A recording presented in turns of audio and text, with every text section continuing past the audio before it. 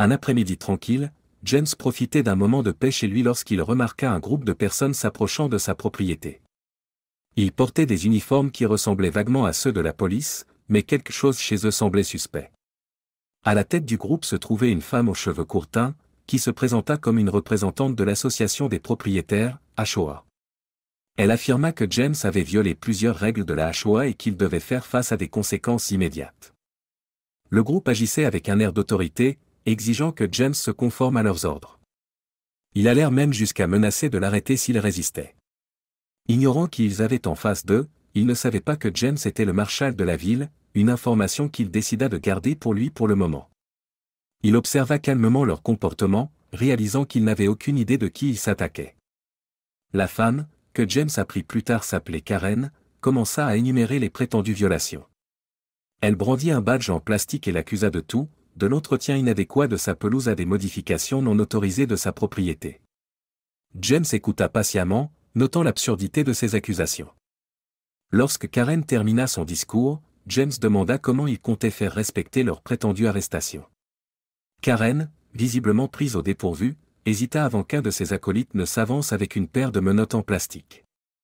James ne put s'empêcher de sourire. Il savait que c'était le moment de renverser la situation. Avant de continuer, n'oubliez pas de vous abonner à la chaîne et de cliquer sur le bouton « J'aime ». Au fait, de quelle ville nous regardez-vous? Écrivez-le dans les commentaires, nous sommes curieux. Alors que l'homme avec les menottes en plastique s'approchait, James décida qu'il était temps de révéler sa véritable identité. Il sortit calmement de sa poche son badge officiel de marshal de la ville. Le groupe se figea, leur confiance s'évaporant instantanément. James les accusa de s'être fait passer pour des agents de la loi et d'avoir tenté une détention illégale. Il expliqua que leurs actions étaient non seulement illégales, mais aussi punissables par la loi. Le groupe commença à balbutier, offrant de faibles excuses et des justifications. Karen, visiblement déstabilisée, essaya de défendre leurs actions, mais ses mots tombèrent à plat. Réalisant qu'ils étaient allés trop loin, le groupe battit rapidement en retraite, laissant James debout dans sa cour avec un sentiment de satisfaction tranquille. Le lendemain matin, James se réveilla pour constater que ses poubelles avaient disparu. Il soupçonna immédiatement Karen et ses acolytes de la HOA. Effectivement, il reçut bientôt une enveloppe de la HOA, remplie d'amendes et de menaces pour des prétendues violations. James ne prit même pas la peine de lire la lettre en entier. Il savait que ce n'était qu'une autre tentative pour l'intimider. Sans hésiter, il déchira l'enveloppe et la jeta à la poubelle. Il n'allait pas laisser Karen ou la HOA le pousser à la soumission. Alors qu'il poursuivait sa journée, James ne pouvait se débarrasser de l'impression que ce n'était pas la fin des frasques de Karen. Il savait qu'elle essaierait autre chose, et il était déterminé à être prêt pour tout ce qui viendrait. Quelques jours après la confrontation avec la fausse police de la HOA, James remarqua un cône orange placé devant son garage. Une note y était attachée, indiquant que son garage était fermé en raison de prétendues violations des règles de la HOA. Le document, signé par Karen, affirmait que le garage représentait un danger pour la sécurité et devait être inspecté immédiatement. James savait que c'était une autre manigance de Karen pour le harceler. Il arracha la note du cône et la jeta de côté, puis déplaça le cône sur le trottoir. Alors qu'il faisait cela, Karen apparut, les bras croisés et un sourire suffisant sur le visage. « C'est un ordre officiel de la HOA, déclara-t-elle en pointant le cône. Vous ne pouvez pas l'ignorer. James répondit calmement, vous n'avez aucune autorité pour fermer mon garage. Si vous avez un vrai problème, adressez-vous aux autorités compétentes. Karen souffla et s'éloigna, mais James savait que ce n'était pas la fin. Plus tard dans la semaine, James reçut la visite de la police locale. Karen avait déposé une fausse plainte, affirmant qu'il exploitait une entreprise illégale depuis son garage. Les officiers, cependant, comprirent rapidement que la plainte était infondée. James reconnut l'un des officiers et expliqua le conflit en cours avec Karen et la HOA. Les policiers s'excusèrent pour le dérangement et l'assurèrent qu'ils noteraient la fausse plainte comme une farce. Le plan de Karen avait échoué, mais James savait qu'elle ne s'arrêterait pas là. Le lendemain matin, James se réveilla au bruit d'engins de chantier devant chez lui. Il regarda par la fenêtre et vit une équipe d'ouvriers se préparant à creuser dans sa cour. Karen se tenait de l'autre côté de la rue, observant avec un sourire satisfait. James s'approcha des ouvriers et leur demanda ce qu'ils faisaient.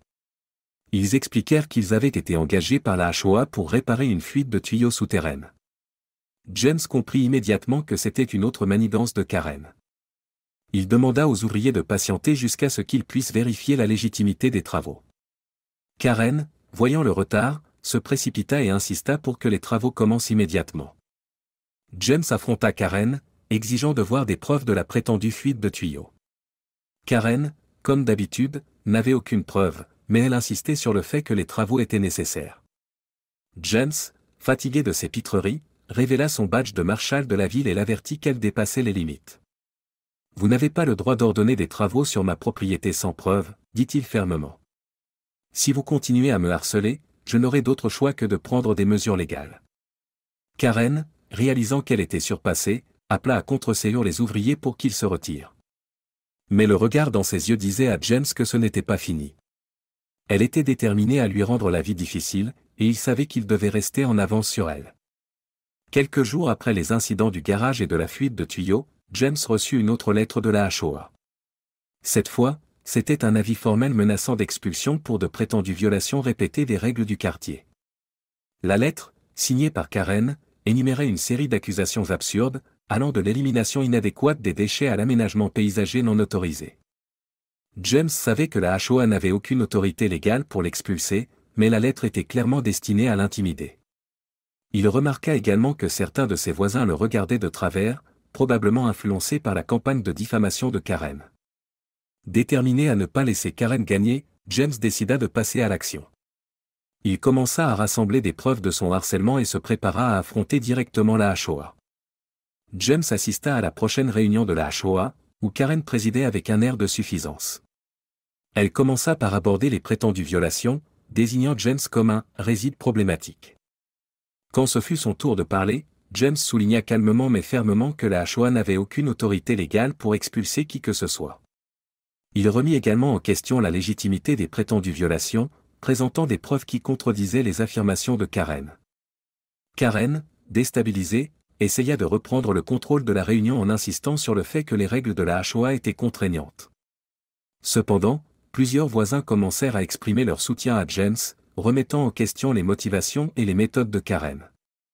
La réunion se termina sans résolution, mais James était convaincu d'avoir révélé la vraie nature de Karen.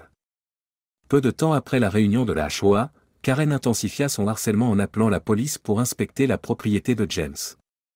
Elle prétendait qu'il exploitait une entreprise illégale et violait les lois de zonage.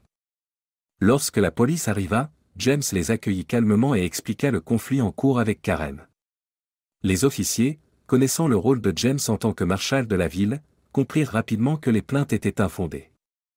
Ils menèrent une brève inspection et ne trouvèrent aucune preuve de mauvaise conduite. Avant de partir, ils assurèrent à James qu'ils noteraient le faux rapport et lui conseillèrent de déposer une plainte formelle contre Karen et la HOA pour harcèlement. James savait que c'était un tournant. La crédibilité de Karen s'effritait, et il ne fallait plus longtemps avant que ses manigances ne soient complètement dévoilées. La plainte formelle de James contre Karen et la HOA déclencha une enquête. Alors que les autorités approfondissaient leurs recherches, elles découvrirent une série de révélations choquantes. Karen avait détourné des fonds de la HOA pour son usage personnel, falsifié les résultats des élections pour maintenir sa position et intimider les résidents qui remettaient en question son autorité. Les preuves étaient accablantes. Le conseil de la HOA, réalisant l'étendue des méfaits de Karen, tint une réunion d'urgence et vota à l'unanimité pour la destituer de son poste. Karen, désormais exposée et discréditée, n'eut d'autre choix que de démissionner.